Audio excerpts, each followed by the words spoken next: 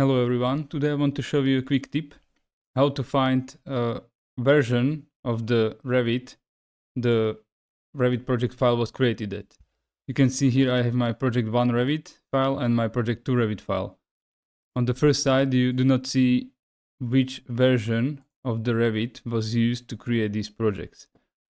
So the way to find this out is to right click it, go with the open in program the notepad, and in the notepad you will see a bunch of crazy stuff, and if you will scroll a little bit down you will see here the format. So this first file, project 1, was created in Revit 2024 version. The second one in here, we will do the same and scroll down. You can see that this one was created in 2025 version. So this is the way how you can find out in which version of the Revit the particular project was created.